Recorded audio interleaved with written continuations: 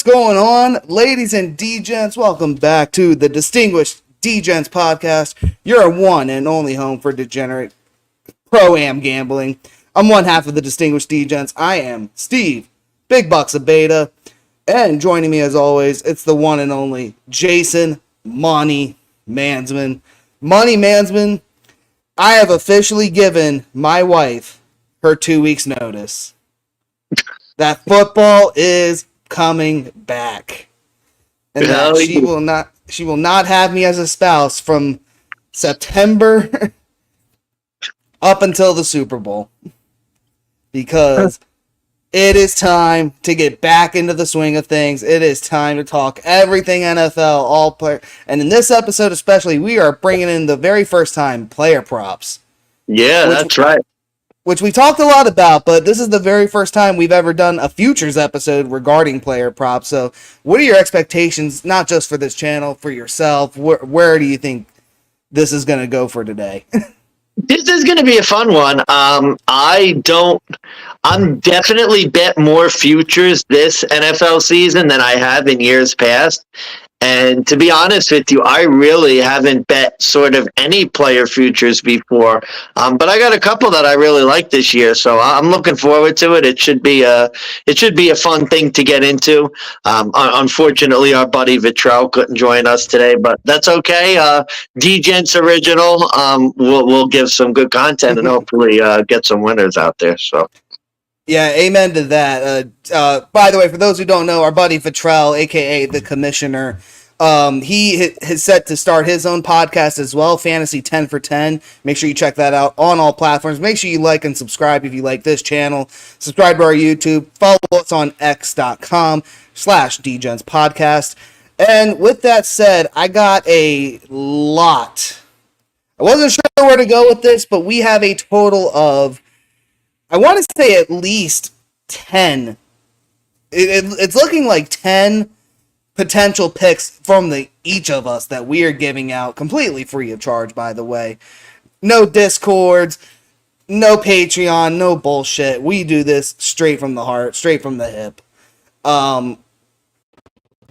So I don't know if you have anywhere you specifically want to talk about. I know we were going to talk about some fantasy aspects. So I know that there's a lot of fantasy players that love to go in and try to bet player props. They try to go into sports betting with the same mentality. Explain to the people why that generally doesn't pan out well for these folks. And like, if you are a fantasy player and you're trying to come into the sports betting world for the first time, what should they expect, or what should their expectations be? It's a totally different game because you're, and even especially with player props, like, you just think sort of fantasy points is going to equal player props. And that doesn't always happen, and that's not always the case. Remember, you are playing against a set line.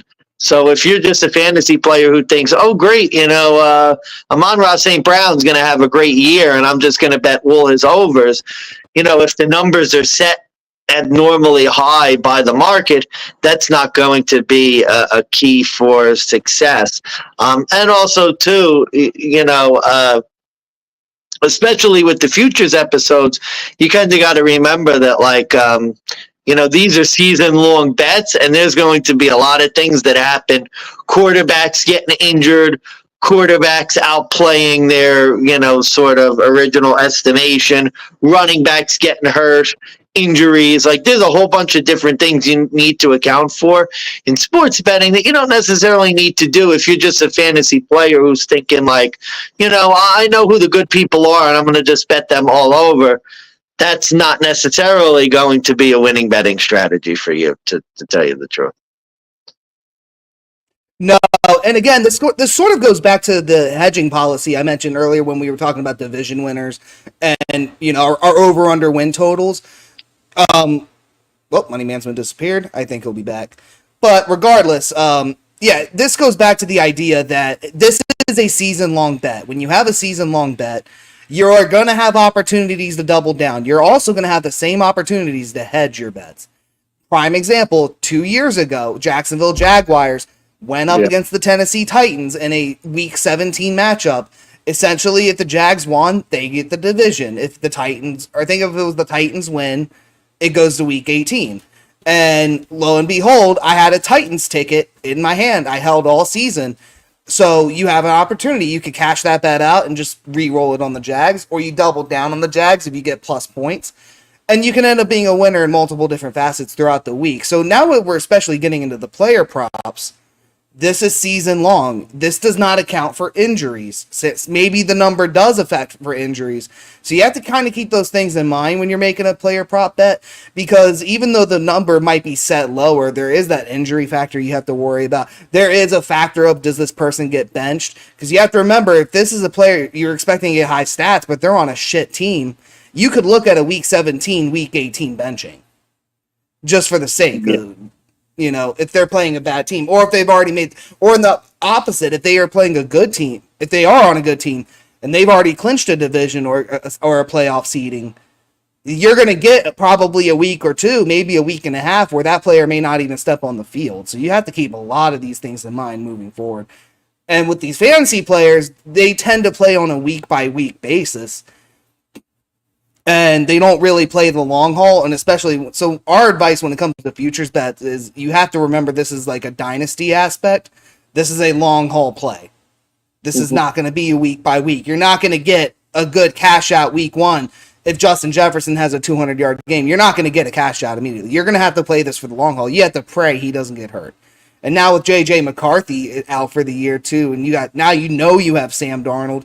If you had tickets earlier in the year, now is another time where you're kind of wanting to think, oh boy, do I really want to ride this ticket, or do I just want to go ahead and hit the under and just try to get my money back that way? So lots of strategies, essentially, but essentially not week to week, like most fantasy players will love to do.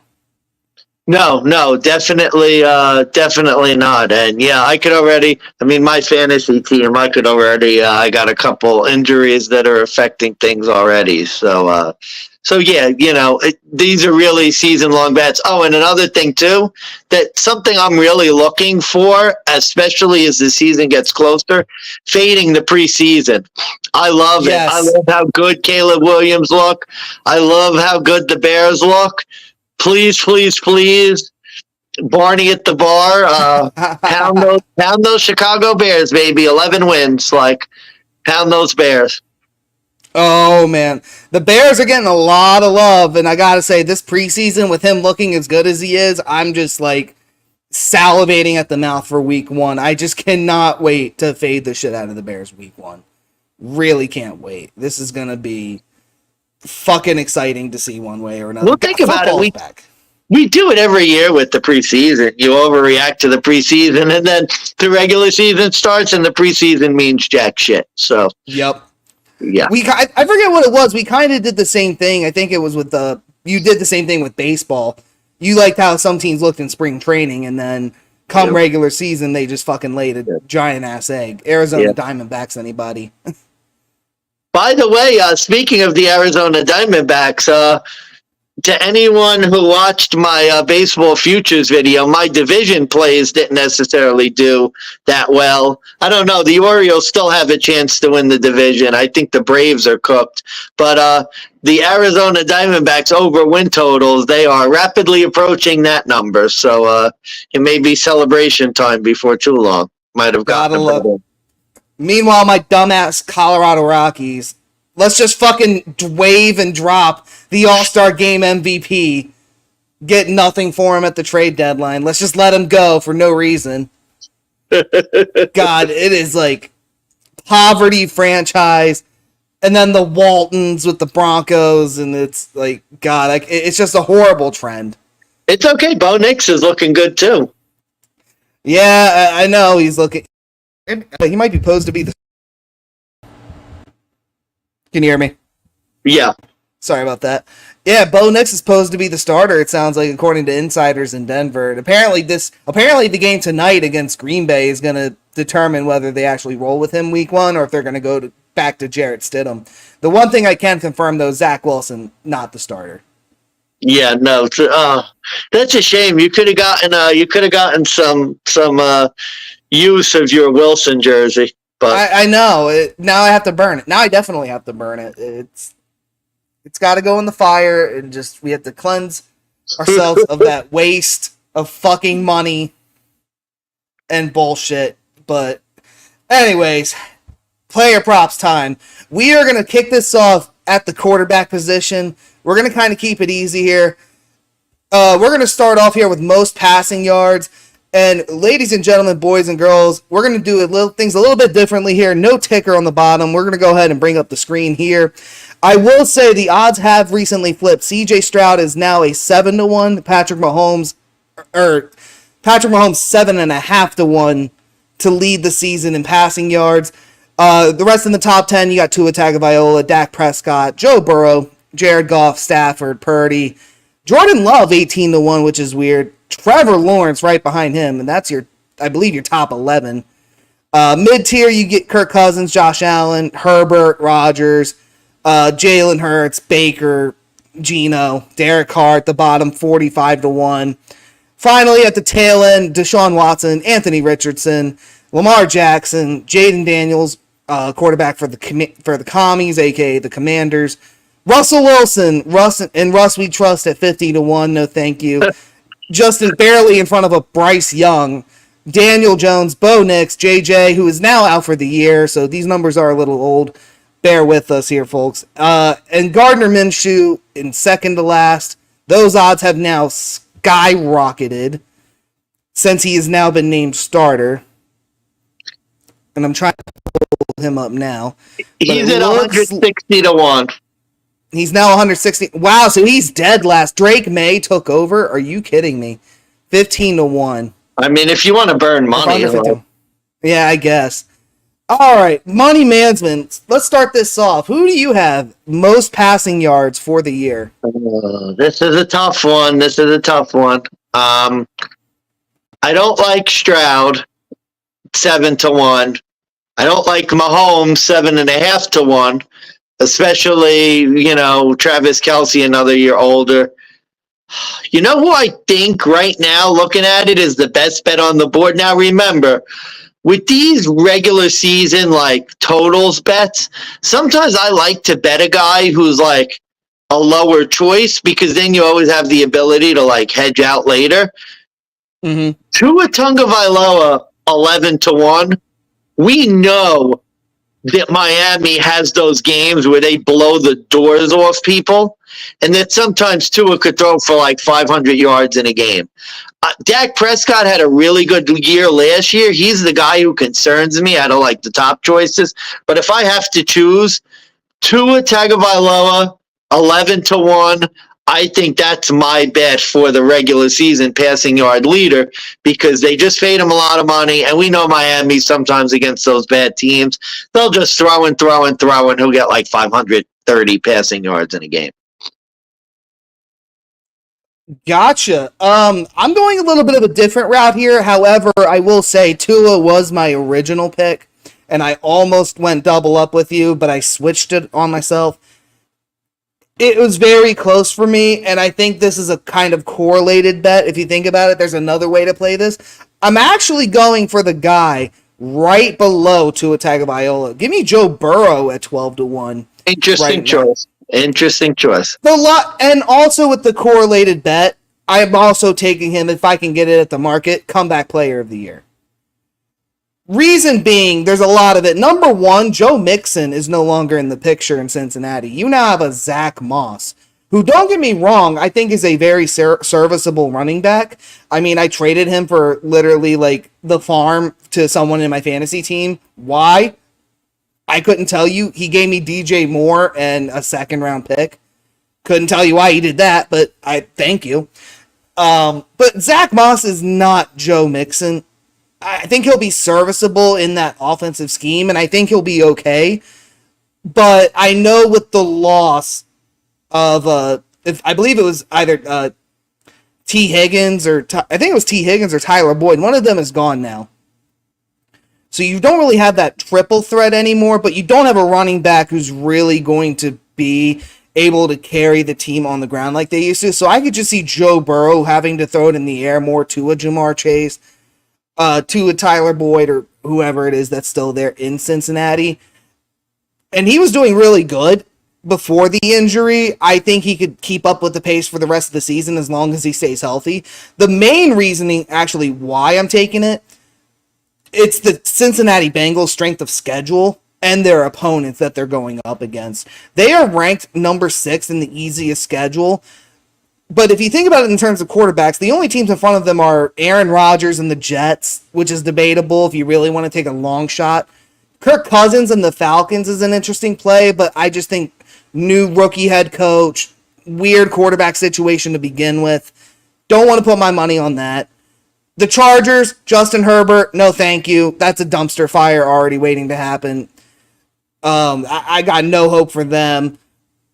And then I'm not going to put it on Caleb Williams to get this. And then other than that, it's Derek Carr and the Saints. Those are the only guys who technically have easier schedules. And if you look at the Bengals' first 5, they play the Patriots, the Chiefs, the Commanders, the Panthers, and the Ravens. And I want to say 3 or 4 of those teams were ranked almost dead last in passing yards allowed last season. Chiefs and Ravens will be good games, but the other 3 are tomato cans. And even with those Ravens games, they tend to be a lot more competitive. They tend to be close. And this Ravens defense, no more Patrick Queen. I think the Ravens defense is going to be more susceptible to the pass this time around. I think Patrick Mahomes could have a field day with them in week 1. Spoiler alert. So I really just have faith that as long as Joe Burrow could stay healthy, he could go neck and neck with a Tua Tagovailoa or even a Dak Prescott. And I think, and you have to remember Jamar Chase, he's looking for a contract. This is a contract year for him, if I'm not mistaken. So you know he's going to ball out too. Especially after Justin Jefferson got paid and essentially everyone else. So it's an interesting play for me in the sense of like I'm betting on a guy coming off of injury. But if you really think about it, like I think this team is going to be set up for a lot of big comebacks. They're going to be set up for a lot of good victories. I think we talked about it too in the AFC. They have a chance to win the division. They're always a competitor. It's just whether he could stay healthy. Yeah. My big thing, if I was going to play that, I would play Joe Burrow after week 4. Because if you remember, the Bengals traditionally get off to really bad starts. So I would actually try and play Joe Burrow after week 4 and then hope that, like, the ease of the schedule sort of brings him back and maybe maybe he gets it there. Because the Bengals' first 4 weeks are normally, even with Joe Burrow, really bad. And especially, I don't know, after the injury, to me, my concern is he has a risk of getting hurt again. And you kind of feel like you got to play 15, 16 games at least to win this bet. So, yeah, understood. But yeah, like they play the Commanders. And I think even later in the season, if you really go through, the Bengals played the Chargers later in the season. They were second to last in passing yards allowed. They play, the Ravens. They play the Ravens twice. That's always going to be close. They play the Titans as well. They play the Raiders. They get the Giants too in the middle of October in prime time against Daniel Jones, who tends to choke. Like this Bengals offense, even though they are kind of depleted, I just see a lot of opportunity for them to get the ball moving through the air, especially with the situation that they're kind of facing. And again, correlated, Joe Burrow coming off injury, I'd also take him comeback player of the year. I don't know if I would go as far to say maybe MVP. I think that's a week 4, week 5 decision. Maybe right before the Ravens, we see how they're doing, and if they're looking good, maybe you take the ticket then. But at that point. So next up, we got it's over under passing yards. So Jason, do you have an over under quarterback you want to fade or you want to tail throughout the season? Okay, let's see. Do I want to start with who I want to go with or who I want to fade? Are you going to fade Midget Boy? Can we start with that? No, because his number isn't that high to begin with, so that's not who I'm looking at. Okay, I'll go who I'm going to fade first. Both numbers for the quarterbacks that I'm going to tail and fade are 3,800 and a half. I'm going under 3,800 and a half. Kirk Cousins. I told you about it. There is a really good chance, I think, that Kirk Cousins gets hurt again. even if he doesn't get hurt again, I think he's going to be rusty the first few games of the season. And 3,800 is not a substantially large number, or it isn't a substantially small number to cover.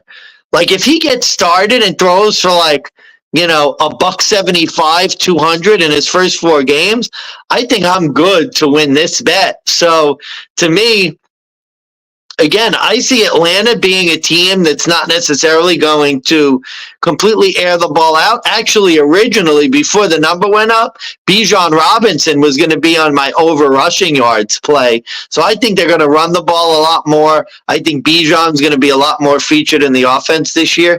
And I think there's a good chance that Kirk Cousins misses time this year. So yeah, to me, my fade, Kirk Cousins under 3,800. Damn. That's insane. That's weird because I was teetering with the idea because I know I faded the shit out of the Falcons in the NFC video, but I was actually teetering on the line of 3,800 because my concern is what if he does stay healthy. I think 3,800 if he's fully healthy and stays and does a whole season. Now, and you have to remember too, TJ Hawkinson, his stock rose the minute he got traded to Minnesota. I think if you have Kyle Pitts in your lineup still, if you're in a dynasty league, Kyle Pitts' stock has probably skyrocketed through the roof so long as Kirk Cousins stays quarterback. The one factor, and this is the reason he's not going to be my overplay, is if they're bad. There's a possibility he could still be healthy, and they bench him for the rookie Michael Penix. So I kind of have to agree with you. Like, under 3,800 would be the smarter play. I just think if you fade Atlanta, over 3,800 would be the way to go, especially by the end of the season. If they're just going to ride the hand with Kirk Cousins no matter what, because they paid him, I feel like if he's bad, like if Atlanta's bad and they're out of it, I could see Penix being, you know what, let's see what we got. So yeah, they did the same thing with Desmond Ridder. In case you guys remember when, God, who the hell did he take over? He took over for because it wasn't Heineke, but he took over for another real bad quarterback in Atlanta. Yeah, it wasn't Matt Ryan. It was, so I forgot who it was. It doesn't matter. Doesn't matter now. Both are gone. So, all right, who you got? Who's your fade? My fade. It seems like a give me, but I'm fading Bryce Young. The number's at 3,200. I think it's a little too easy to ask. I mean, what has this team done? What has Carolina really done on offense in that organization to prove that we should start betting on Bryce Young to be a good quarterback again? Ooh. Not much. But there's another quarterback that has, I think, the same number, or it's actually 50 yards more. And I'm fading the shit out of this more. Why the fuck is Deshaun Watson at 3,250 and a half? This guy has not completed a full season since he got his last hand job in a massage parlor. I think I'd endorse that pick. And we're going to go literally double the yards he's had in the last 2 seasons. His 2 seasons in Cleveland, he hasn't hit this number combined. He's only got 1,100 yards in both seasons. So it's like, why are we going to bet over on this guy? And it's not that they don't have the talent. I mean, Amari Cooper's still there. They still got David Njoku. I know Nick Chubb is due to come back, and that could open things up. And I even know Deshaun Watson had a couple games here and there where he actually showed up, and we remembered who he was. But this guy hasn't even finished a full season, and we're going to go ahead and bet it is over? Fucking asinine. Under 3,250 and a half. Deshaun Watson. Easy money. Lock. Yeah, that is absurd. I'll endorse that. I endorse it. So I know you gave me some weird looks about Bryce Young. Do you care to elaborate? That's tough because I feel like either way he's playing, like, unless he gets hurt, he's playing 17, and then you're looking, it's like, well, he needs basically about like 200 yards a game to get there. That's a close one. I mean, that's 400 yards more than he got last year. as a rookie. Yeah, that's a big point in your favor. I don't know. I'm not as thrilled. Watson, to me, makes a lot of sense because, yeah, we saw him. He was shit last year. And like you said, there's a good chance of he may not play every game, and then you're really like, it's really a stretch. So, yeah, I endorse that. Explain to me how I'm going to bet over the amount of yards that he hasn't even hit in 2 combined seasons. Yeah, no, I don't get it. Yeah. I don't get it. It's so absurd. So that's my underplay. My overplay, it's actually not an over. It's a FanDuel 4,000 yard prop. And Jason, I'm willing to hear the criticism. I'm willing to get the shit for this if you disagree, but I kind of think you'll like it. Josh Allen, 4,000 yards, plus 155 right now on FanDuel. That's a double like. My best bet over Josh Allen passing yards, 3,800 and a half. Yeah, this is a number that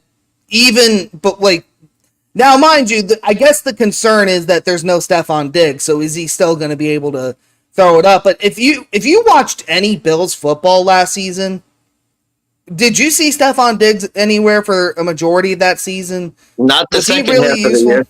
Not the second half of the year. So I'm not concerned, and especially too with the new rookie they got. I think Josh Allen's going to be fine at quarterback. I think he's going to hit for 4,000 yards no problem. He's done it every year since. He's done it 4 straight seasons. Yeah, 4 straight seasons.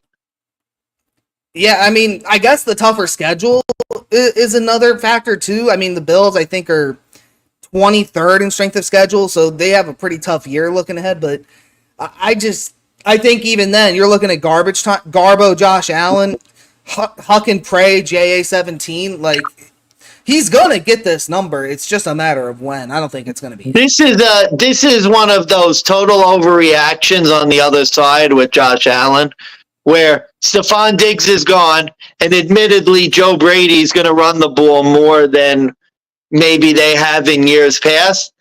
But I'm telling you, like, I don't think it's going to matter.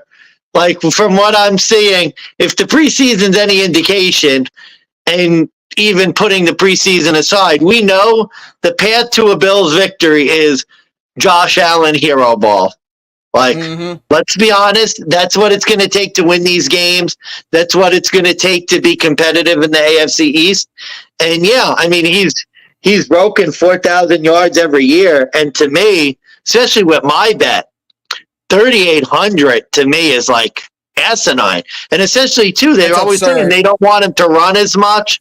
So if anything, he's going to be throwing the ball even more. Like, I don't, Josh Allen is clearly top 5 in quarterbacks in the NFL.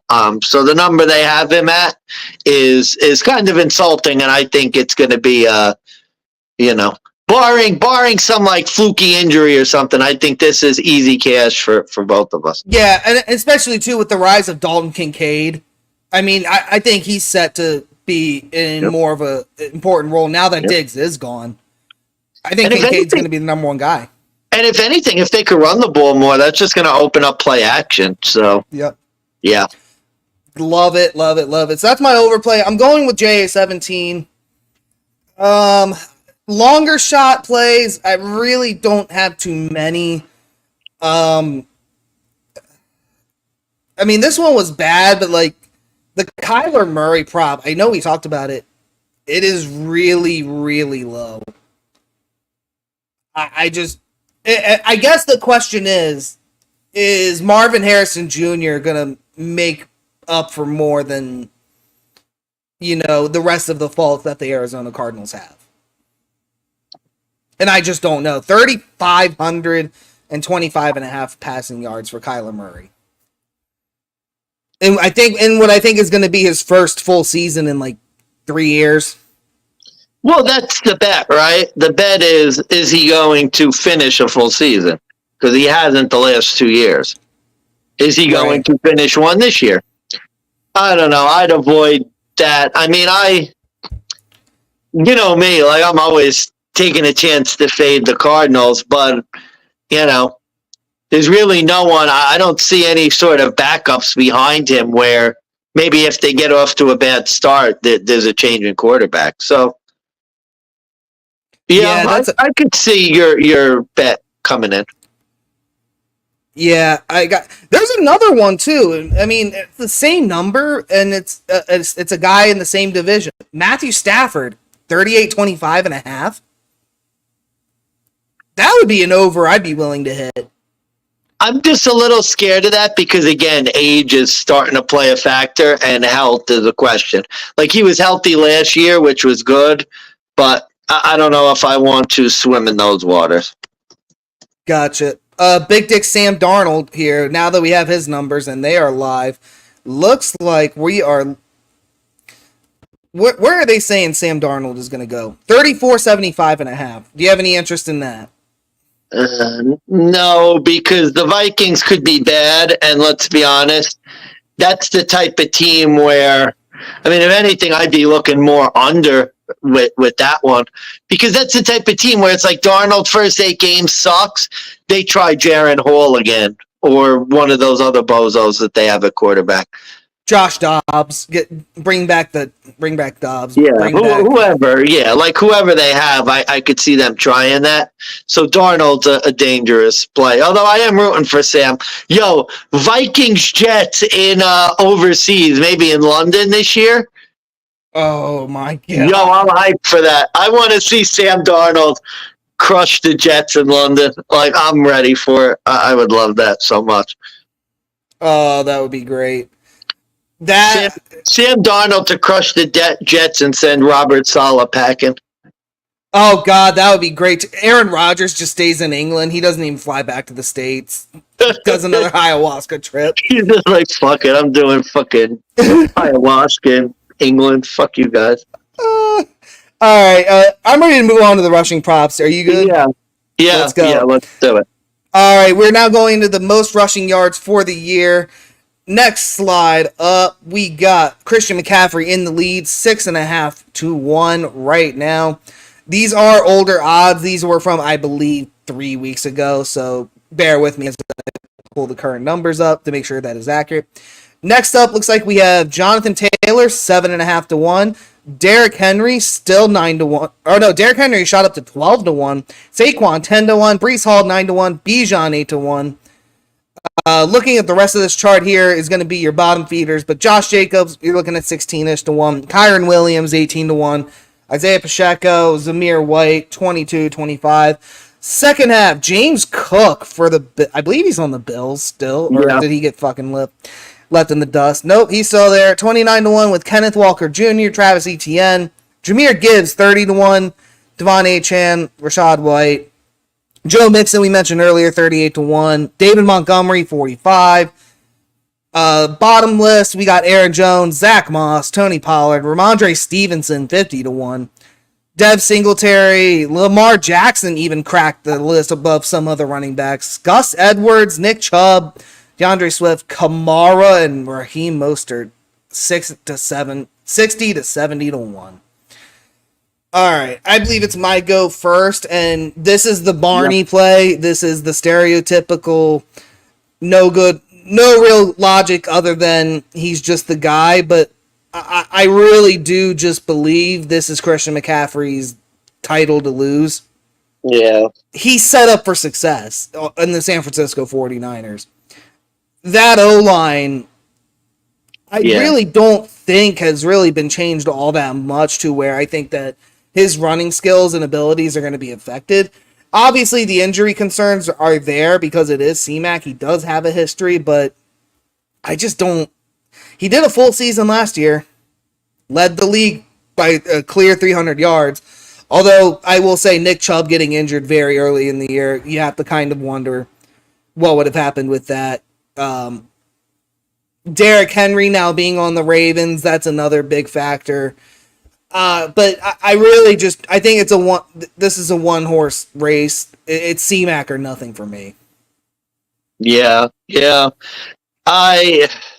I'm with you. This is one of those where it's literally like, I'm playing, if I want to dabble in this market, I'm dabbling in a big long shot. and hoping that their odds change enough where I could either get a cash out or maybe some type of like hedge play. Where, maybe I have the guy who's like in second or third and can do it. I mean, this would really be, but yeah, I think McCaffrey, I mean, looking at sort of the other guys up top, looking at it, Jonathan Taylor, they're going to have a rookie quarterback. They're going to be teeing up to stop the run. Bijan Robinson, I think, is going to get a lot more like usage, but I'm not ready to sort of bet him as the third choice. Breece Hall, you have Aaron Rodgers. You know Aaron Rodgers is going to throw the ball. Saquon Barkley, the Eagles always use a lot of running backs. So Derrick Henry's too old. I think maybe Kyron Williams is where I start to get interested. My real thing, my dark horse play, even James Cook is enticing too. If you think the Bills are going to run the ball a lot more, like I think James Cook is going to get his, but I just see like when push comes to shove, it's Josh Allen's team. You know who I'm going to go with? Dark horse. And you're going to see sort of why I picked it up and traded for him in fantasy football. My dark horse play, Zamir White, 29-1. Do I think he's going to be Christian McCaffrey? No. But he's basically like the lone back for the Raiders, and the Raiders are going to run the ball. They have Gardner Minshew. Antonio Pierce is going to be a run-first sort of, head coach. Josh Jacobs got all those carries back in the day with the Raiders. Zamir White, 29-1. If I was going to take a flyer, I may take a flyer on him and see if I could get him like close to the top 5 in rushing, and then maybe see what I could get from, there and maybe narrow it down and come up with some type of clever hedge play. So that's what I would go with. I gotta give you credit where credit's due. That's not the worst pick in the entire world.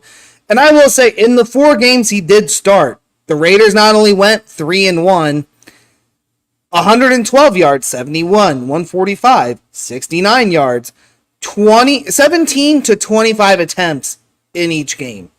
So I get your logic in that if you really believe that the Raiders are going to be a running team and they're just going to hand it off to Zamir White, I get the logic. I think that's more of like, I get your logic in the fantasy aspect. I don't know if I would want to bet my money on this. I wouldn't bet a lot, obviously. It's just, I think with Christian McCaffrey, you're getting plus money.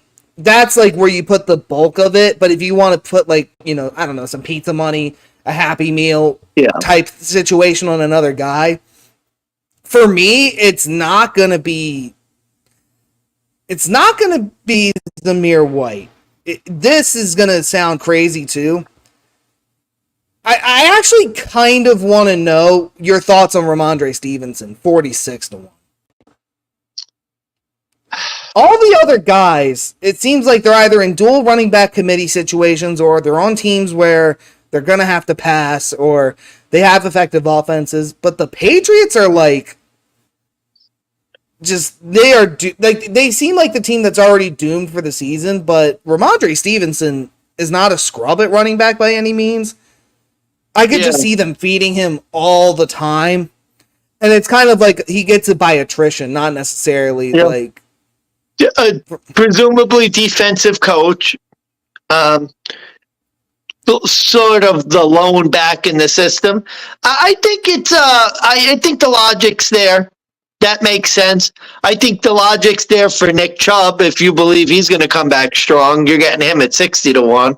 So yeah, Ramondre Stevenson makes sense as a long shot play. The only reason I don't like Nick Chubb, because I looked into him and I did pick him up. I think he's going to have a hell of a year. There's a reason I went and traded for him in my fantasy league.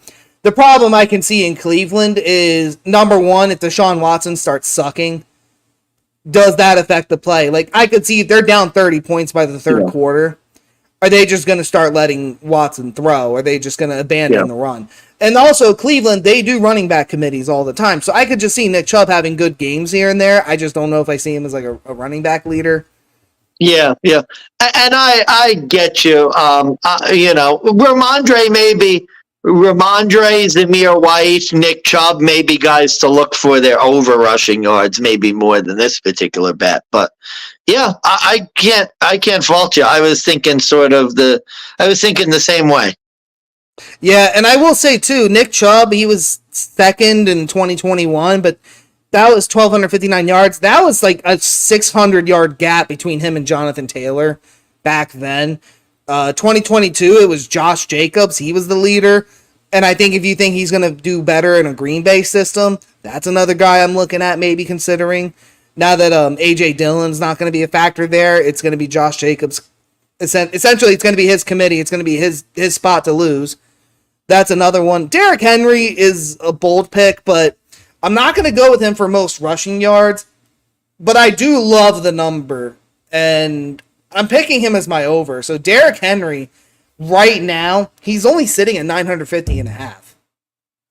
Derrick Henry managed to get over this number, I think, minus the season he had the injury. He did this with the Tennessee Titans. He's going to a Baltimore Ravens that is the definition of run-first team.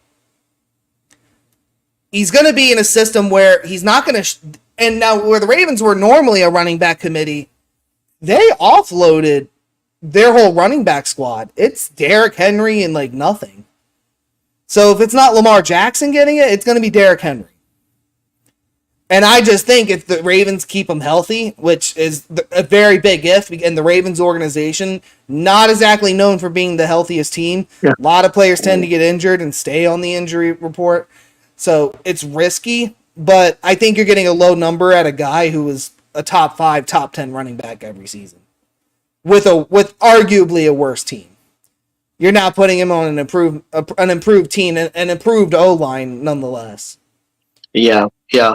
I don't endorse that. I don't like those teams where there's essentially guys who are bell cow backs who are now going to teams that were a little bit more committee. Because I think with the running backs, you got to be careful because we always go in the beginning of the year and say, well, this is the only guy and there's no one else. And then come week 8, there's some bum you've never heard of who is now splitting time with your main running back. Like, that's just the NFL. Like, there's always a second guy who is found, some undrafted rookie, some whoever who's getting carries. So I tend to avoid playing, bell cow backs who are going, especially to teams like the Ravens, who have a history of being more running back by committee.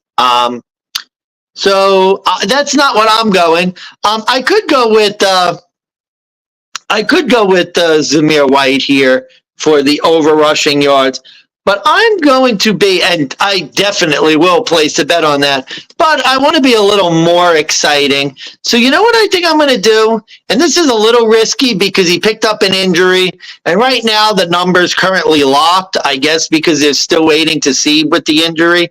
But assuming he's fine, I'm going to go Jahmyr Gibbs over 850.5 rushing yards. I believe he passed this number last year. And if you think about it, like, I expect him to get more and more of the load, like, the longer the season goes. He passed this last year in, like, a committee running back role with David Montgomery. Yeah, dual running back committee back to back. And I just think like as time goes on, he's just going to get more share of the carries because he's the younger guy. So to me, the number's too low. Not my favorite bet ever. I really wanted to do Bijan Robinson over 950.5, but that number is gone and now it's over 1,000, and I don't want to play in those waters. So that's no.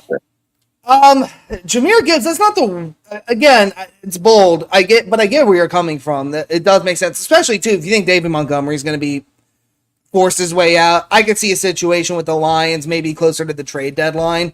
They let David Montgomery go and they try to get some capital, or if Jahmyr Gibbs is injured, I could see him coming back week 3 and just taking over, or reverse opposite. What if David Montgomery gets injured? Then Jahmyr Gibbs is your guy, and he's definitely going to get the carries. And that number is relatively low for a guy who, if he ends up being the starter, like, you're getting RB3 stat numbers for a guy who could be a clear RB1 come middle of the year if something goes wrong.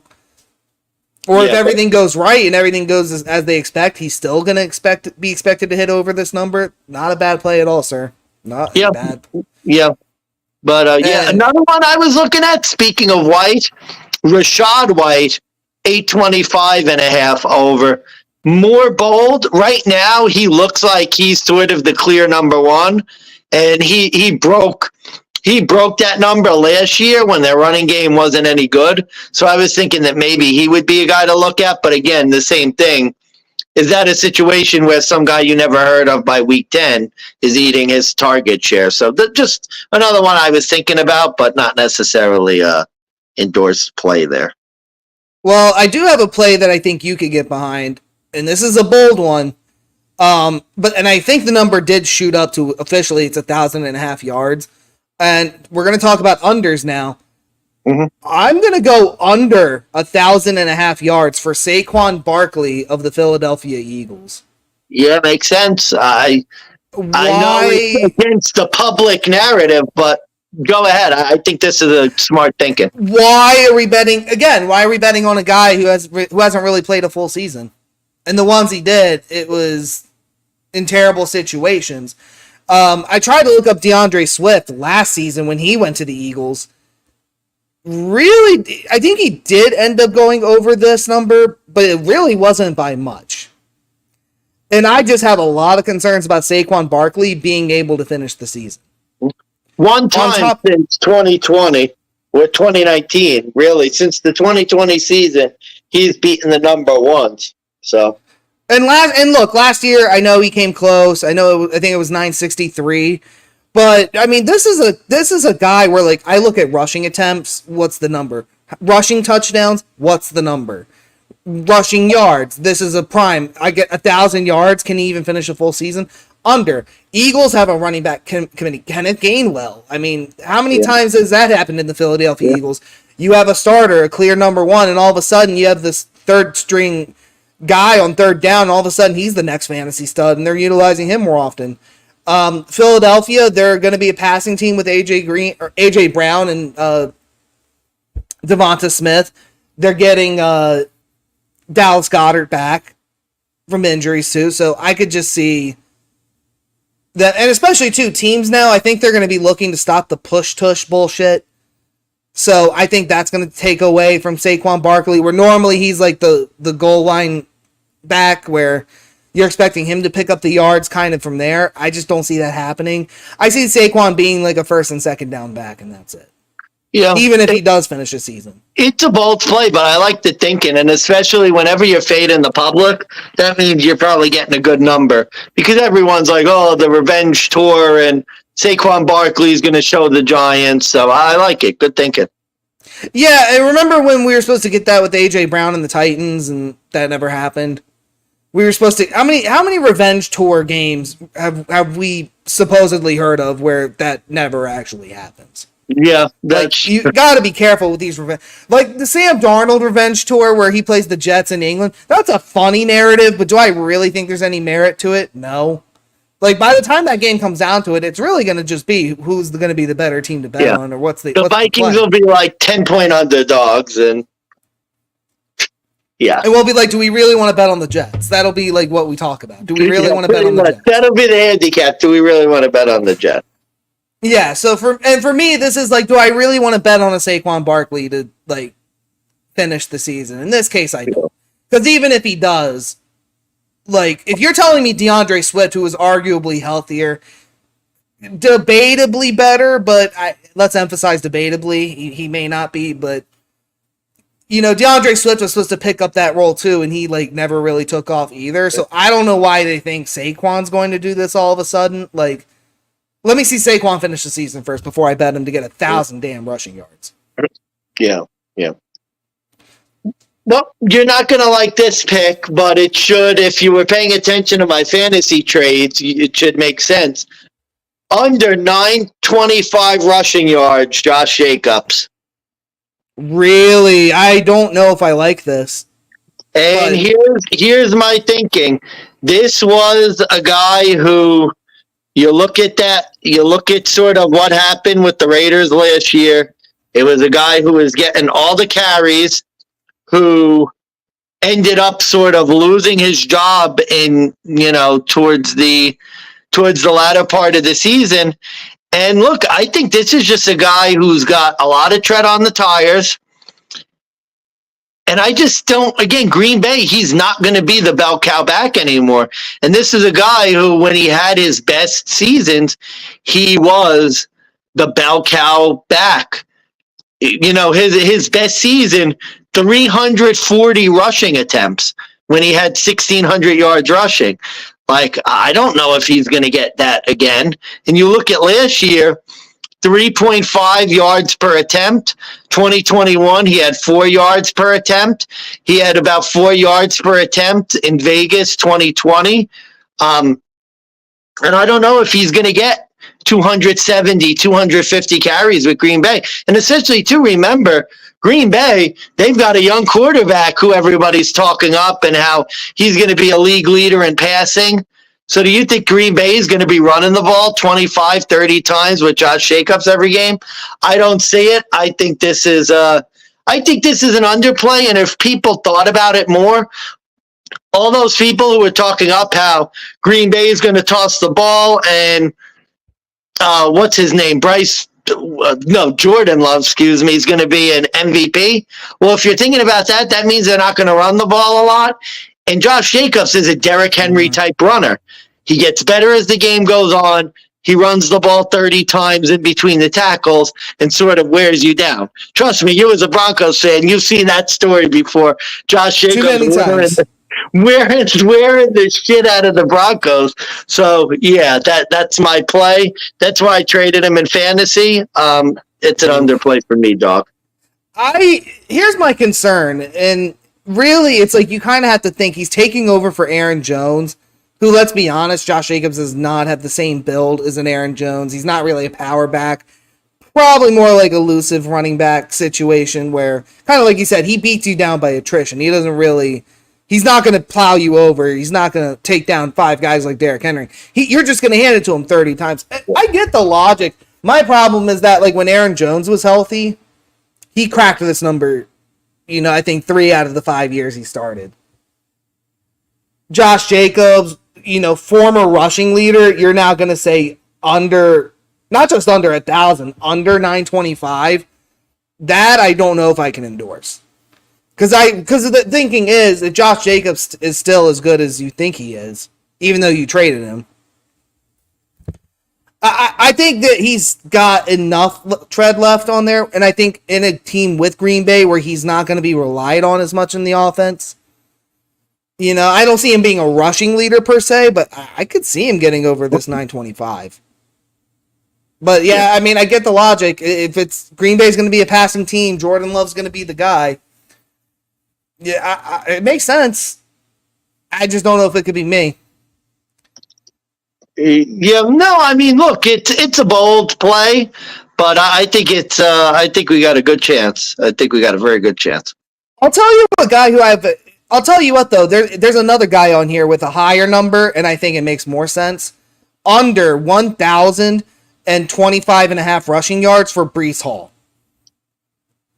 If Aaron Rodgers is in this season, one of two things is going to happen. He's either going to be good and this team's going to be successful and this is bad, or Breece Hall is going to have had enough of this shit, or he's going to get injured, and I could just see the Jets completely fucking imploding. And I just don't know if I would want that high of a number for Breece Hall. When we have to be honest, he's never cracked that number in his 2 years as a Jet. I don't think he's finished a full season as a Jet. He hasn't even had 5 touchdowns. Yeah. He's been a disappointing player, and there's a lot of love for him, and I get it because I think he has the talent, but I don't know. I've heard a lot about how the Jets' offensive line's supposed to be a lot better than last year. That remains to be seen, I guess. I'll believe it when I see it. And yeah, I mean, I don't know. He hasn't reached it yet, and he can. He was close to 1,000 last year, so it's doable. Well, Well, again, this is the thinking. The thinking is, first off, can Aaron Rodgers do the full season? If that answer is yes, then you have to ask yourself, are the Jets going to be any good? And that is still remaining to be seen. Because even when the Jets were terrible, 994 yards I think he got last year, but is he going to finish a full season? Is Aaron Rodgers going to hand the ball 30 times to him to give him the yards, or is he going to have to throw it? Like the Jets have not been able to do for 5, 6, 7 years now. Yeah. Are they going to finally try to establish that? If Robert Saleh fails, is he going to get fired by the middle of the season and then the team just... You have to remember, like, October, they tend to do real good. They, like, start climbing the roller coaster, and then it literally just comes crashing down. Although, to be fair, that was with Zach Wilson, and they got a tough start to the year. They start in San Fran week 1, I think. Yeah. Yikes. Which Aaron Rodgers loves to lose to San Fran, so... Yikes. So, that's a bold one. I could see the thinking. I don't know if I want to play with that, but I get it. I would look under more than over. Yeah, like if I'm going to bet under on a guy with the logic you presented, I think it makes more sense to do it with Breece Hall than it does Josh Jacobs. Because at least with Green Bay, you know that they have an established offense. There is an established head coach. You kind of know what he's going to do. And Josh Jacobs... cowbell back guy where like he's going to get the opportunity. It's just, is he going to be able to take full advantage of it? Very debatable. I don't know if in 925, it's like when Josh Jacobs was what was it, 2 years ago, 3 years ago, he was the leader in rushing. I don't know. It's a bold play. Aaron Jones under is another one I would honestly consider, but I think his number is a little too low for my taste. I would probably wait for 725.5 for Aaron Jones. That one, don't want to play with that yet. Yeah. All right, moving on. We're going to the wide receiver spot. We got most receiving yards. We're going up to the next one. Number one leader right now is Tyreek Hill. Looks like he's going to be 6-1. Next up, we got CeeDee Lamb, 7.5-1. Then JJ, Justin Jefferson, 8.5-1. Tied with his buddy Jamar Chase. Amon-Ra St. Brown, 11-1. Garrett Wilson, 13-1. A.J. Brown, 16. Puka Nacua, I believe it's 25.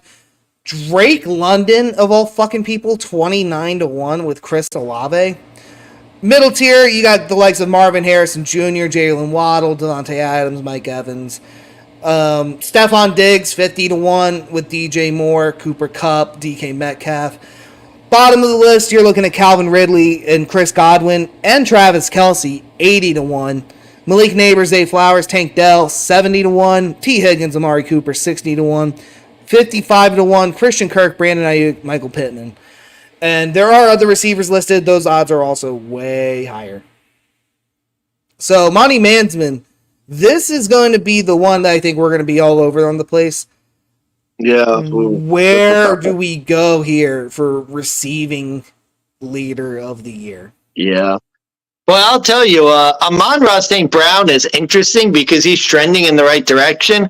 But if I had to pick one, and the number's a little low for me because there's so many options, so it's not the best. But I'm going CeeDee Lamb currently 9.5-1. And my thinking is, I think he wants a new contract. He's going to be playing pretty well. Dak Prescott's one of those guys who's going to get a lot of passing yards, assuming he doesn't get hurt. The receivers are tough. If I had to choose, like gun to my head, I'm probably going CeeDee Lamb. I think he's going to have to have a good year because he wants that contract. And, Dak Prescott, if he's healthy, he's going to be chucking the ball. He's going to be looking for CeeDee Lamb. I don't think the Giants are going to be any good. I don't think Washington's going to be any good. We know the Eagles' defense isn't great. So there are 6 games against sort of subpar defenses that he could feast on. That's probably where I'm going to look. There's a part of me, though, that would love a little St. Brown action. I guess, are you looking Jamar Chase? You going to look Jamar Chase? You would think I would, because I do like Joe Burrow to lead the league in receiving yards.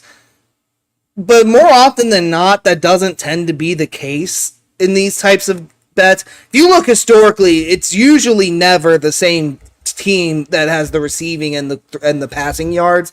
It's usually like a polar opposite situation, if anything, especially with the rushing yards too. This one, unfortunately, is now, I believe, the favorite, or he's still the favorite. This is a bold play, but the logic was similar with the Bengals, but it's Tyreek Hill for me. Yeah. At 6-1. The Dolphins have gotten a significantly easier schedule to start That with. matches my Tua bet as well, so that makes sense. So yeah, for you, I would say for you, if you like Tua, maybe Tyreek Hill 6-1. You know he's going to get the targets. I think this is the year, especially Justin Jefferson now has a Sam Darnold throwing to him.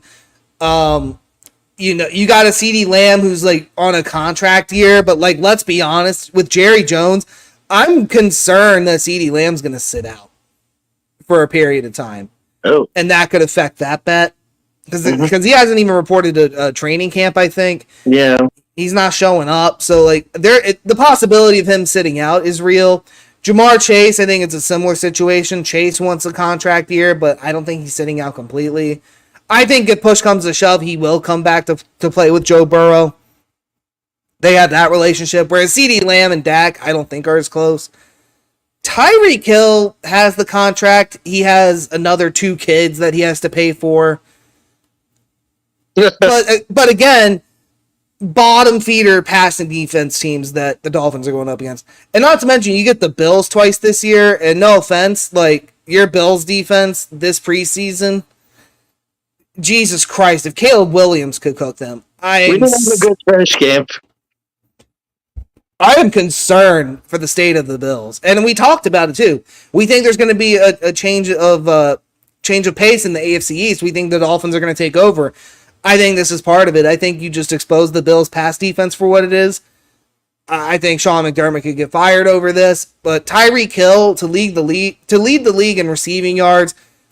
The man, I think, he led the league in touchdowns too, if I'm not mistaken. If it wasn't CeeDee Lamb, I could pull it up real quick. Yeah. So Tyreek Hill, he had 50 more receiving yards and 1 more touchdown than CeeDee Lamb last year. So I'm legitimately looking at the Dolphins schedule here. So they get the Jaguars, Bills, at Seattle, but then they play Tennessee, they play New England. I mean, no offense, none of those first few games are like defenses that are going to scare you to death. Arizona, Indianapolis, the Raiders, the Rams maybe, but not really. Like, the only real defense that could be scary is the Niners later in December. Maybe Cleveland as well. So I could just see end of the year they start struggling. So like if I were to fade the Dolphins, I would probably wait till like later in the year, like after Thanksgiving, and start fading them then, because they do have a lot of tougher games and a lot of tougher defenses. But I could just see beginning of the year, you're going to get games like the 70-20 game against Denver. You're going to get a lot of those types of games with Tyreek Hill. And I think it's just his spot to lose. I just don't see any of the other top guys really taking it over, and I just don't know of any other quarterback that's going to be able to give the volume like that compared to Tyreek Hill. Mm-hmm. Mm-hmm. Yeah, makes sense. So yeah, unfortunately for Jamar Chase, just not enough. The odds are okay, not enough for me to want to pick him over Tyreek Hill at this point. Gotcha. But I get the correlation. Another guy for. Sorry. Sorry. Oh no, go ahead. You're still on the most receiving yards. Now, if I was going to do a dark horse, like real dark horse player, like it's bad, like real bad, but like you could get Cooper Kupp or Puka Nacua 28-1. I talked about Matt Stafford earlier. I could see one of those two guys picking up. I mean, Cooper Kupp was a Triple Crown winner not that long ago. I don't hate that. Like, if I was going dark horse, I would go with one of those two if I was going dark horse player. But that's me. Who do you got for most receiving yards? Okay, so I will. I'll sort of do this and then fade it into my over receiving yards play. This will not surprise you because I traded for this individual, and I think there's a chance for this guy. You look at what he did last year with Fields and with Tyson Bagent. And if Williams is, again, even sort of halfway serviceable, I think he could definitely be up there again. My dark horse and also over receiving yards guy, DJ Moore. This guy's clearly going to be the number one target. They just paid him number one receiver money. I'm not afraid for the other guys who they drafted. Like, I think when in doubt, Williams is going to be looking for DJ Moore, and he's going to have a monster season. And honestly, I could have gotten it at 950.5 earlier. It's at 975.5 now. He had 1,300 yards last year. I'm still, even though I'm not getting the best number, I'm still going to ride over with DJ Moore. Interesting play. Now, I would throw this out there. I don't like the number, though. There is a prop we haven't talked about. It's receiving touchdowns. DJ Moore over under 5.5 touchdowns on the year. Oh, that seems low. Over 5.5 minus 142. I would lock that in before I do the receiving. Because I think DJ Moore is going to be the red zone guy. I know Keenan Allen was another pickup they had. Rome Odunze is another one they have. So I'm just concerned for yardage. Like Keenan Allen, if he still has anything left in the tank, he may be the slot receiver guy, but he's a guy that's used to getting 10, 11, 12, 13 targets a game. Not happening. There's no chance. I don't think it happens, but I could just see that, like, if DJ Moore gets double covered, they're going to go to Keenan. Well, then they start double covering him. It's Rome Odunze. You know what I mean? And I could just see, like, this is a kind of, like, wide receiver trio situation where there's going to have to be one guy that doesn't get the yards, but he'll probably get the red zone targets and stay relevant. And I have a feeling that could be DJ Moore. And you know what I love, too, about DJ Moore, besides the fantastic year he had last year for the Bears? Putting 2022 aside, 3 years with the Panthers from 2019 to 2021 when they were total donkey shit, all over 1,000 yards receiving. They're still donkey shit. Let's four of the last 5 years, he's been over 1,000 yards receiving. And let's be honest, and I hate to say it because I'm not a Caleb Williams Caleb Williams is probably going to be the best quarterback he played with. Yeah. Considering the circumstances, considering who he's played with. So, no, that makes sense. I could believe that. So who's your over guy? Who you got? Oh, for over-unders? Yeah, who you got? Give me 1 second. I just wanted to be sure I saved this. We're no longer on most. We're on the over-under. Okay. This one. Do you want my overplay or my underplay first? I guess over, since I started with over. All right. It makes sense, but it was Tyreek Hill, but Oh, okay. Correlated situation, but the number's low. I got it at 1375. I'm trying to pull him back up now to see if that number has changed or not. Let's see. Tyreek Hill. Yeah, Tyreek Hill. 1375. Okay, so the number hasn't changed. Yeah, that's just a low number. I think he's hit that number every year as a starter. I mean, I could double check here real quick. 1799. Yeah, 1,700 yards back-to-back in Miami. And I think even in Kansas City, 1,239, 1,276, 1,479, 1,180. Yeah, I mean, like, that's the 1,375. Like, that's 325 yards less than he's gotten the last 2 years in Miami as receiving leader. I think it's crazy that it was set so low. So for me, it was like a no-brainer. Just double down Tyreek Hill on the over. The other over that I was deeply considering, but I didn't pull the trigger, and the reason I didn't is because I just still don't know who the quarterback's going to be, and I don't know if it's going to be any good. George Pickens over 925.5.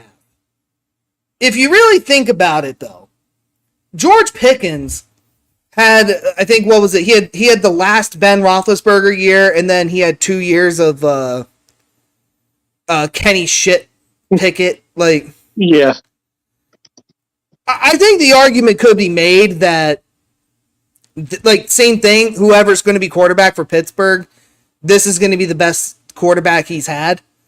But I think you could look at it either way. Russell Wilson, Cortland Sutton came back to life and relevancy under Russell Wilson. Got a lot of red zone targets especially, but I think Cortland Sutton got over this yards. I think even if you were to go with a Justin Fields in this case, Justin Fields made DJ Moore pretty fucking relevant to your argument earlier. Yeah, 1,300 yards, yeah. So I just think no matter which guy you go with, I think it is a significant upgrade for George Pickens. I think now that Deontay Smith is gone, he's now going to be the clear number one. So I think he's going to get more targets, and he's going to get a quarterback that actually knows how to throw the ball to him. So I think it's a relatively low number. So George Pickens over 925.5. Last year he got 1,140 yards. I think it's very doable here. Yeah. Okay. All right, underplay. Yeah, I guess you're under. Yeah, who you got? All under? right, Jason Mansmann, you are gonna love. I think you are gonna love this play. Oh boy, give me under 900.5 passing yards for Stephon Diggs. Oh, of the Houston Texans. I do like this.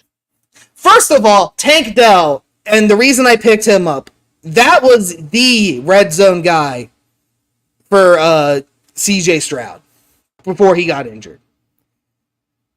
You literally have like wide receiver committee that is so goddamn talented that if Stephon Diggs thinks he's just going to show up like he did in Buffalo, take the number one spot like he did in Buffalo, and be as successful as he was in Buffalo, you have never heard of the sophomore slump. And I think CJ Stroud is just, unfortunately, like, I think he's in a very bad situation where you have a wide receiver 3 who's coming in and he's messing up the fucking feng shui of the wide receiver room. And I could just see come week 5, if he doesn't get enough targets, he's going to start bitching and hollering. And then you're going to start force feeding. How about by preseason week 1? Did you see that?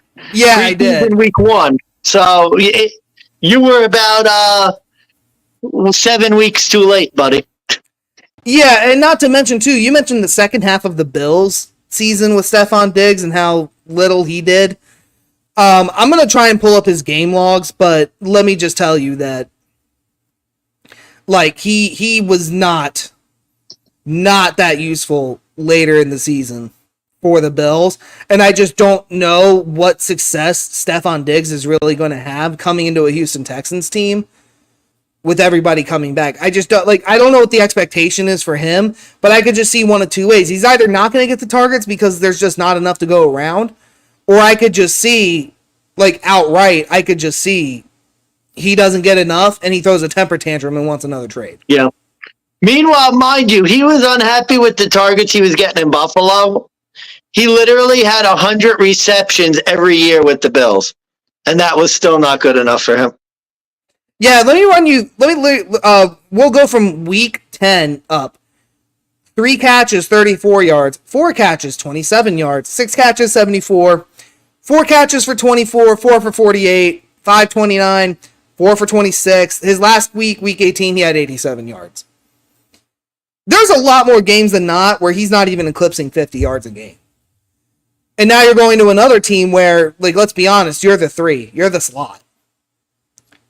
You might be the 2 if somebody gets hurt, but that you're banking on that. And no offense, like CJ Stroud, they're gonna run the ball now because they have Joe Mixon too. So like, you know, they're not gonna rely on CJ Stroud to throw the ball as much. Yeah.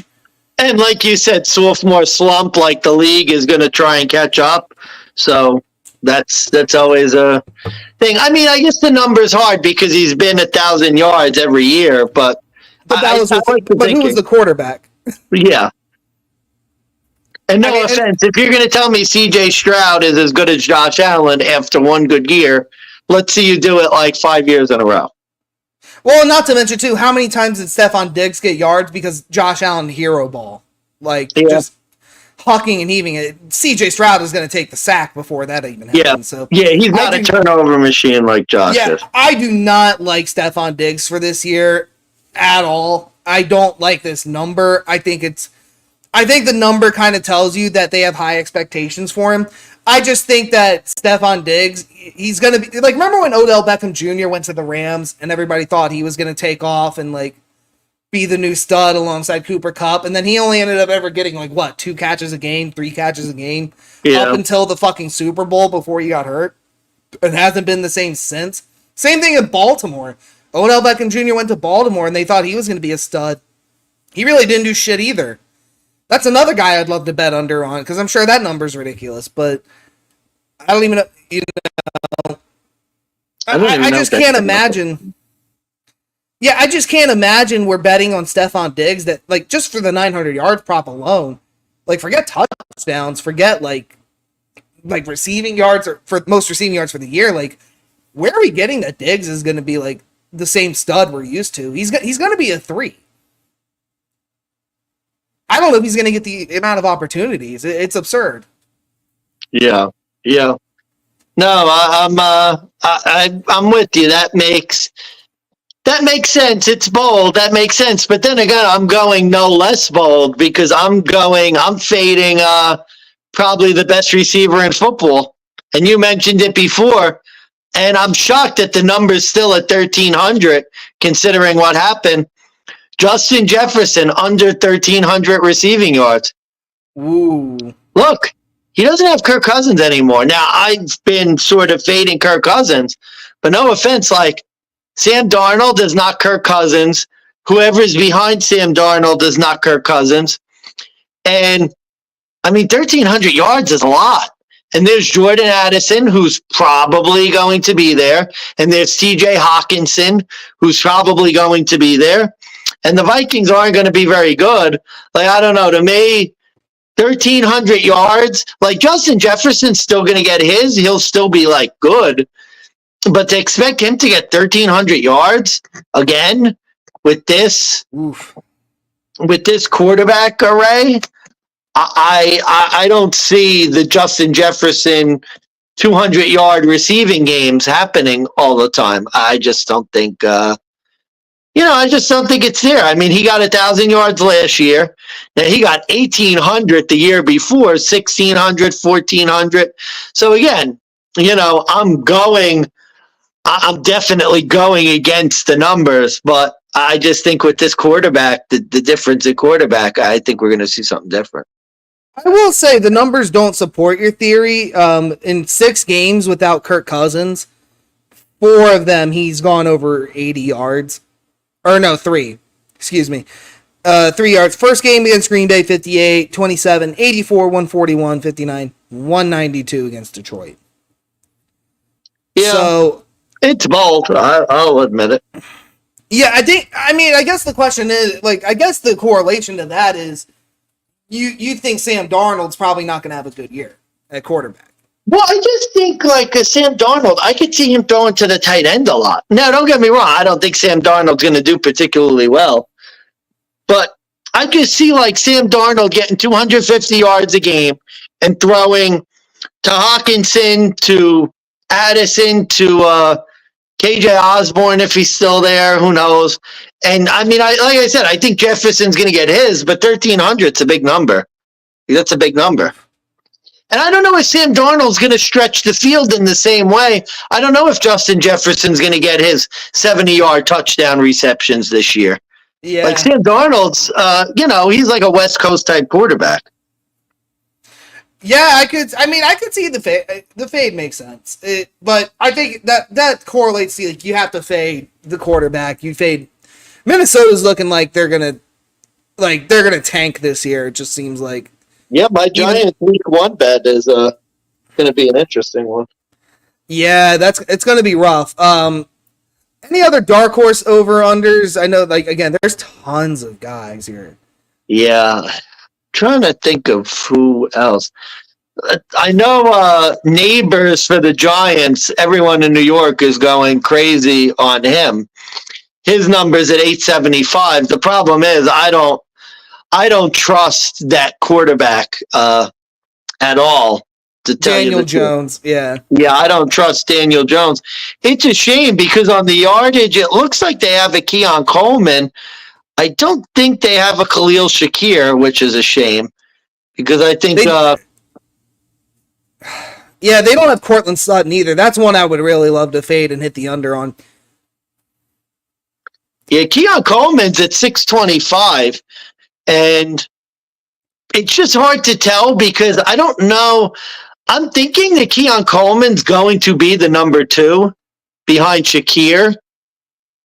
But I feel like Shakir is going to get more of the run, and I don't know what Coleman's going to look like. I have high hopes for him in the future. I just don't know how long it's going to take. And sometimes McBozo takes too long to implement his rookies into the game plan. What do you make of this? Kyle Pitts, tight end for the Atlanta Falcons, over under 775.5. Oh, man, that's hard. How many times has Kyle Pitts disappointed us? I mean, for fantasy, a lot, but, in terms even of... in general, Yeah. What are his... God, I mean... He had 600 last year. Jesus Christ. Well, my logic is this. It's Kirk Cousins. Yeah. If he's healthy, could be. Yeah, maybe not. I think just avoid the Kyle Pitts. I'm going to avoid Kyle Pitts. You could win without me. No, that's all right. There is one, and I'm looking at the number now. I think I'm going to pull the trigger on this one. Mark Andrews under 750.5. Ooh. This guy's had a lot of injury bug problems here in Baltimore. And Baltimore is not the healthiest team you want to be on. But now they have the likes of Isaiah Likely. Yeah, that's an interesting pick. That's not a bad pick. So Mark Andrews is going to be the clear one, but I just think that like week 9, week 10, if they start doubling him up, they're going to start looking to target other people. And not to mention Zay Flowers is coming through. Yeah, and the injury bug, like you said. I mean, he very well could get hurt again. Yeah, so I think I'm going to pull the trigger on that. I'm going to go under Mark Andrews as well. Okay, I think it's other than that, I got nothing else for receiver. Nope, I'm good. We're down to our last 2 categories. And this one might go by quick, might not. Let's see here. Next up, it is Rookie of the Year in the NFL. Looking at the odds on the list here that we have, courtesy of FanDuel, by the way. Caleb Williams is the clear favorite, plus 135. Marvin Harrison and Jaden Daniels, 6.5 to 1. Xavier Worthy and Bo Nix, 16 to 1, along with Malik Neighbors. J.J. McCarthy's out for the year, scratch him. Drake May, 25 to 1. Keon Coleman, you mentioned him earlier, 30 to 1. Brock Bowers, 40 to 1. Rome Odunze, 40 to 1. Blake Corum, the long lost forgotten Blake Corum, 50 to 1. Everyone else, Michael Penix, 75 to 1. Spencer Rattler, 100 to 1, if you are daring. Oh, baby. Which, by the way, I'm flicking a chip on Spencer Rattler. Those odds are beyond absurd, and there's no way this hits. Especially if Caleb Williams finishes a full season. Here's the problem. Marvin Harrison Jr., number 2, is on the Cardinals. If Kyler Murray eats shit, who's their backup? Yeah. Who's going to throw to this guy to make him relevant? That scares me. If Caleb Williams gets hurt, or God forbid he sucks too, I don't think he gets Rookie of the Year. And Spencer Rattler, in case you guys forgot, is on the Saints. A team where Derek Carr is in and of himself on the hot seat along with his head coach. So I could see in a really dark world, the Saints are in a division that's honestly competitive by not being competitive. All those teams are terrible and have really bad track records for their own reasoning. But Spencer Rattler used to be the clear number 1 overall quarterback before Caleb Williams. I don't even know how he managed to drop off so far. I don't know how he even lost his job at Oklahoma to this kid. But Spencer Rattler, like, was quietly, like, a really good quarterback. He was, again, projected to do really well in the NFL, too. I think this is the year Derek Carr could get benched.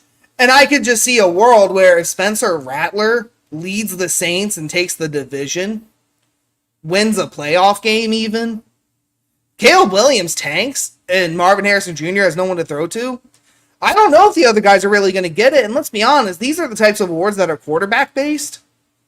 J.J. McCarthy's now out.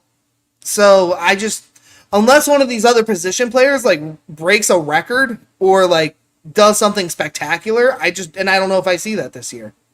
Yeah. So, like, I'm flicking a chip as a dark horse with Spencer Rattler. And that's just because I don't want to bet on Caleb Williams. I just have a bad feeling.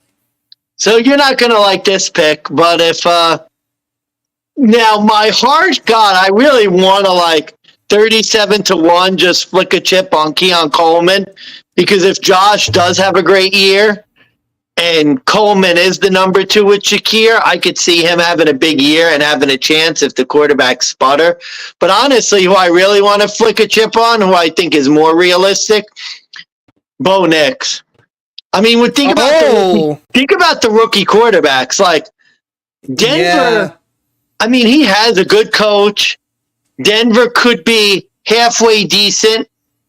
And if, like, Caleb Williams struggles and if Jaden Daniels is sort of, and again, Washington has a much sort of tougher division. Chicago has a much tougher division than, like, Denver. I could see maybe Bo Nix 15-1 being a little interesting choice, or at least maybe being heads up with the favorite as it comes down to the end and maybe getting a nice little juicy hedge opportunity. I can't fault the play. My only concern is I just don't think Denver's going to even be in the running for playoffs this year. I think we're going to be lucky to be 500. And that's being our over-under win total is 5.5. I think this is the kind of year that, like, if you know you got your guy, this is like 2018 Josh Allen. Or was it 18 or 17, like the first year? I think 18. Yeah, 2018. Like, you're kind of expecting that kind of a year. You know he's going to make mistakes. You know you're not going to win all the games, but you know if you have your guy or not, and you're going to let him play the season. But I think with the Broncos not having a starter yet, I will tell you now, this preseason game is supposedly set to determine who's going to be the starter. Mansmann, I would tell you to bet it now. Like, if you're dead serious, bet this number now, because if Bo Nix does get named the starter, this is dropping to like 8-1, 9-1. Yeah. I could see this like dropping down significantly. Like, I'd even say, like, he probably will go past Malik Neighbors. I don't know about Marvin Harrison Jr. I mean, Xavier Worthy's a look, but the rest of these guys I'm not interested in, quite frankly. No. And I think you're looking at a quarterback situation. And again, it's a dark horse situation. You have to assume Derek Carr is going to get the boot early in the season for this to work. Yeah. Or is this going to be another Saints season where it's like week 16, Carr gets benched? Look, it's 100-1. And I mean, that's the problem too with the receivers. Like, you need a quarterback to not be good. So if any one of the quarterbacks are like pretty good, you're done. Yeah. Like, Keon Coleman could have 1,300 yards. Xavier Worthy could have 1,300 yards and like 8 touchdowns.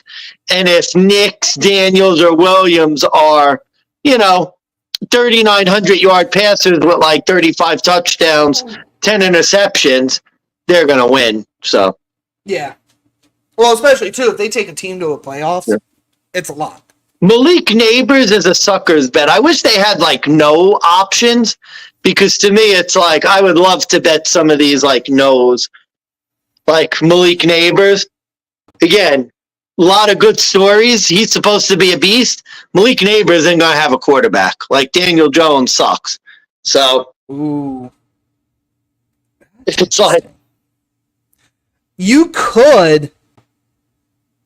it's 875. I think we already talked about the receiving yards, because that's really your only angle.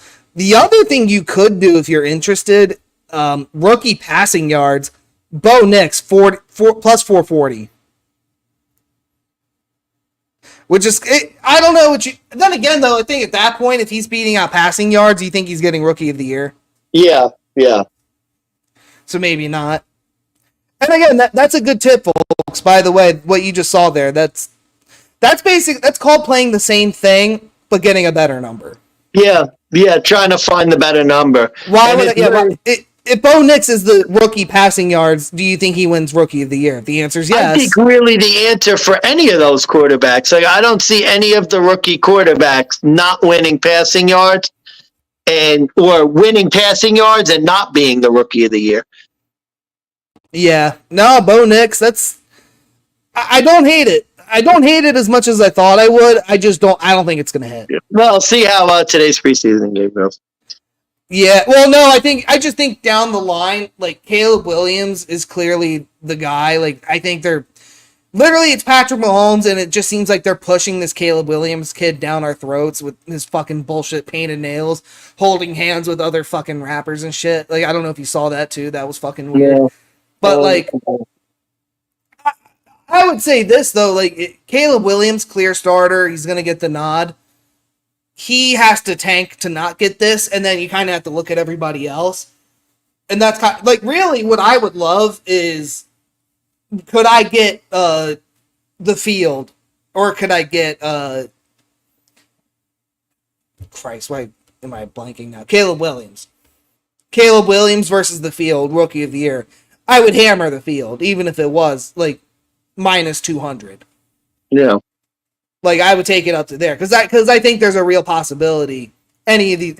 Malik Neighbors, like, if we're wrong about him, Malik Neighbors could be the stud. He could revive Daniel Jones' career, and if the Giants make the playoffs and Caleb Williams doesn't, I think that's a reasoning he gets it.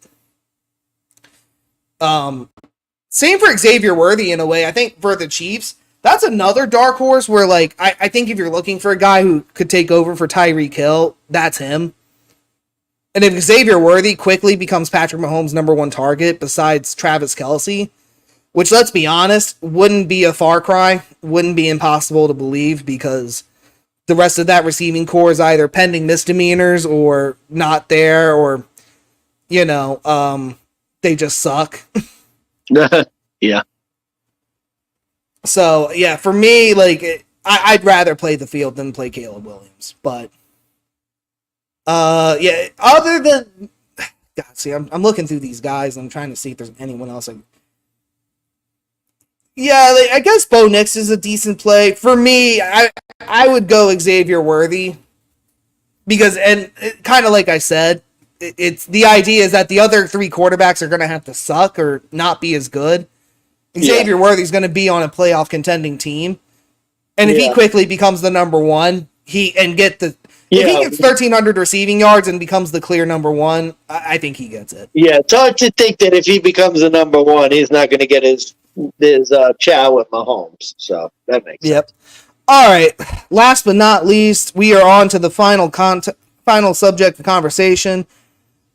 We got the league MVP to discuss. This is more for fun. I'll never bet league MVP bets, to tell you the truth. I usually wait till later in the season, but Mahomes is the clear favorite behind Josh Allen. Then you got C.J. Stroud and Joe Burrow 10-1. 14-1 Jordan Love with Lamar Jackson, Jalen Hurts. Really, this should be just called the quarterback of the year, but just to go through the odds, it's a lot of quarterbacks. Christian McCaffrey 50-1, Caleb Williams also 50-1. Justin Jefferson, 100-1. Tyreek Hill, also 100-1. CeeDee Lamb, 150-1. Right with Bryce Young, Derek Carr, and Russell Wilson. Money Mansmann, if you had to bet on a most valuable player, just based on the odds, who would you go with? Wow. So, let's see. Mahomes 5-1, way too short of odds. And sometimes Kansas City, they get off to those like ho-hum mediocre starts. So if you really think Mahomes is going to be the MVP, just wait till later to bet him. Josh Allen, I don't think the Bills are going to be good enough even if they win the division, I think they're in a tough division, so I don't think they're necessarily going to be good enough for him to get the MVP. Stroud, I think the sophomore slump is coming. Burrow, I don't want to go with him off injury. Jordan Love, you know how I feel about that. Honestly, well, I have a feeling about Jalen Hurts. Wow. Okay. From the Philadelphia Eagles. So he was not great last year, but the Eagles can be good. And if Dallas takes a step back, the Eagles are going to be one of the top teams in the league. Jalen Hurts, if he has a bounce back year, he could definitely be a value play at 14-1. I don't think Lamar is going to win it again. Brock Purdy, although I think he's going to go down, and I think the same thing with Tua, as I said with Josh Allen. I think Miami could win the division, but I think it's going to be too competitive for somebody to break free. And a lot of times I feel like, you know how it is with these MVP races, it's really for the one seed, the best quarterback on the one seed in the conference sometimes, I feel like gets it. So yeah, if I had to pick, I'm going to go on a way out on a limb and pick Jalen Hurts because I could see the Eagles being good. Jalen Hurts having a bounce back year and maybe being the choice. So that's who I would go with. I'm going bold as well, and I have two plays for this. One is super bold, by the way. It's not going to be anything spectacular. It's not going to be anything to really brag about. I'll start with that. My dark horse long shot bet. Throw a coin or two at it. Tyreek Hill at 100-1. Oh no. I think he has the possibility to get the receiving triple crown. The problem with that is, and I think you mentioned it, Tua Tagovailoa being the reason that he gets it. So unless something happens where Tua just kind of statistically doesn't matter and Tyreek Hill ends up being the reason they're successful and he gets the receiving triple crown, I could see a weird world where right now it's 100-1, but closer to end of the year, if he's looking 6-1, 5-1, that's a cash out ticket. That's not necessarily a take it to the end of the season ticket. Similar reasonings, except I don't think it's more of a bounce back season. I just think this is a guy who realistically has everything set up to take the next level. Jared Goff, 25-1. There really is. You could make up excuses for why San Francisco you think could take a step back, which I really think comes down to is Brock Purdy really the guy? At some point, are they just going to get caught? Are they going to still be the number one reigning defending NFC team? Jared Goff and the Lions are really the number two. And very clear. Jalen Hurts, my issue with that is you're playing the game of if he comes back from the slump that he had last year, which really wasn't even much of a slump. It was towards the end of the season. They just gassed out. And they were a really good team. So I would say for your handicap, if Philly doesn't gas out, also though they lost Jason Kelce, that star center, where they were able to get away with your tush pushes. And that's a huge loss on the O-line, which is another reason why I didn't like Saquon Barkley.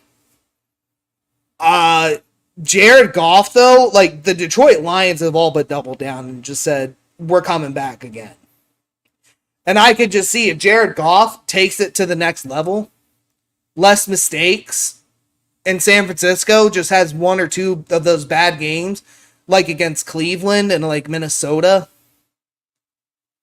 If Detroit ends up being the number one seed in the NFL, there's a real possibility he's going to win the MVP because of it. So, that would be my dark horse play, for real, if I was going to bet it, but not too much coin. I like it. I like the thinking. Aaron Rodgers, no thank you. I know he's won 2 MVPs, but that was with Green Bay.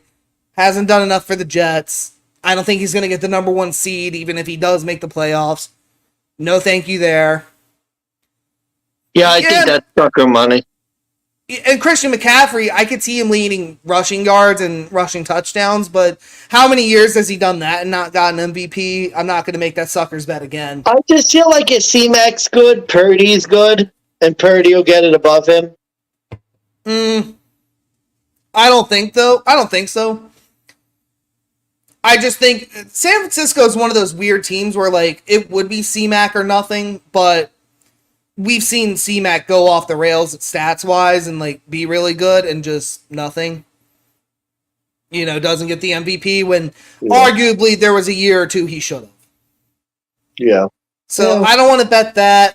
And to be honest with you, if I'm getting the same odds of C-Mac as Kyler Murray and Caleb Williams, doesn't bode well for me thinking down the line if that's the tier you're going to put him in.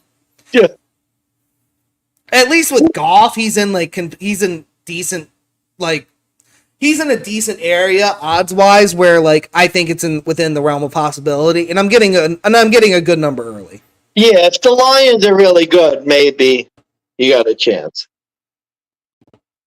But yeah, that's who I got. Do you have any? I know this isn't the only list for MVP. This is just who I have up. So Jalen Hurts. I guess my question would be if it wasn't going to be if this was the first year, it's not going to be a quarterback in forever. Like, yeah, I'm trying to think of who could it be? Boy, it's just so hard because it's like, if I had to pick a really dark horse for an MVP who wouldn't be a quarterback, Jesus, would I go with him? Maybe. Yeah, you know what? I think I would do it this way. I think I'd go with Bijan Robinson. And I know it sounds stupid, but here's why he would be my quote-unquote super dark horse. Because I feel like he's maybe the one guy where if he was, like, good enough to be an MVP consideration, I wouldn't be worried about the quarterback necessarily. Like, because Kirk Cousins isn't a perennial MVP guy who's been close. So I think if Atlanta was good and Bijan had like 1,600 rushing yards, 15 touchdowns, 1,000 receiving yards, like I think he could potentially win it where the quarterback isn't. My concern with like the more traditional guys, Tyreek Hill, that means Tua probably has had a really good year. Christian McCaffrey, that means Purdy's probably pretty good. I could see sort of the quarterbacks both getting the nod and the other guys getting like offensive player of the year. So that would be my thinking. But it's not going to happen. That's why I don't like the MVP bet. That's why I don't like to make them. Yeah, I mean, honestly, it's a quarterback or running back award every year. Like, no receiver really gets it. And pretty much always. I mean, Lawrence Taylor. Lawrence Taylor was the last non-running back or quarterback to get the fucking MVP. Let that sink. Yeah, I mean, I'm trying to think. MVP. NFL. Wait, that can't be right. I mean, when's the last time a non-quarterback even won it? 2012. Adrian Peterson. Yeah, you know what I mean? It's like... And let's be honest, Lamar Jackson shouldn't even have won last year. I mean, that's what really makes me afraid. It was a bad quarterback year, and Lamar Jackson kind of won by, like, default. Like, let's be honest, Christian McCaffrey should have won last year, and Lamar Jackson kind of, like, won by default. Like, he didn't even have a great year.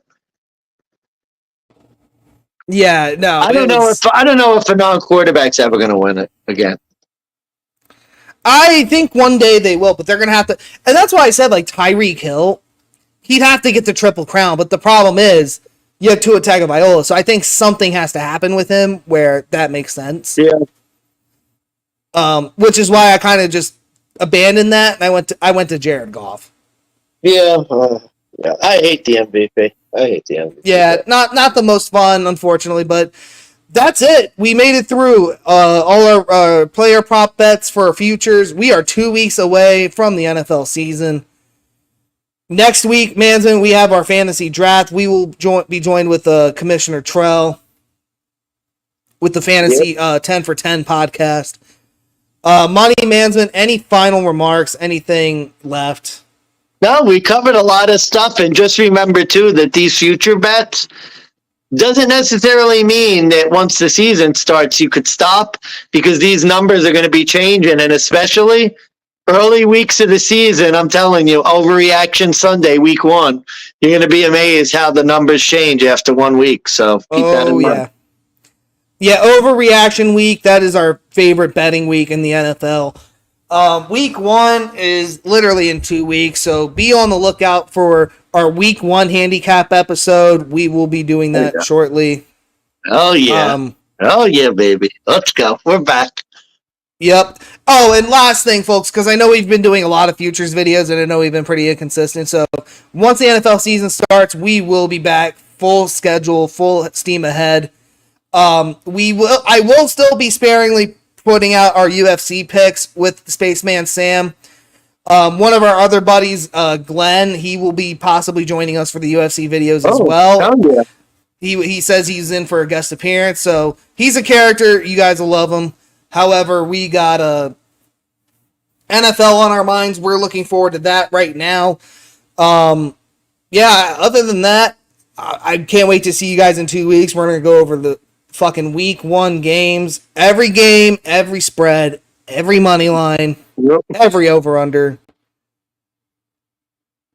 And yeah, so last tidbit, a lot of futures videos, but build your portfolios. Now is the time. Get all your units in, go to your sports book, make your portfolio, get all your bets in, and keep track of them. Have them ready to go, because you're going to get your middling opportunities. You're going to get your hedges. Absolutely. Yeah. It's really, if you really want to do it well and you really want to give yourself a chance to make some motherfucking money, it's the way you got to do it. Build the portfolios, keep them in mind, keep your hedges available, and more importantly, start fading the public early in the season, because you're really going to get some great opportunities that are going to present yourself when, week 1, everyone overreacts from, the first game of the season. Oh, the Ravens suck now. Oh, the Chiefs look terrible. It's like, okay. Okay. So. Yeah, no, week 1 is usually the week you temper expectations, but week 2 is when you take those expectations and you throw it back at the public. Yeah, I love week 2. Week 2 is my favorite. Oh man. All right, I got nothing left. Other than that, like I said, we're going to come full steam ahead with the NFL. We're going to try to sparingly do UFC. I got nothing else, at least till then. We will see you all in 2 weeks. And as always, I am Steve, Big Bucks Beta. Money Mansmann. We are the Distinguished DeGents. You all have a good night. Be safe, everyone.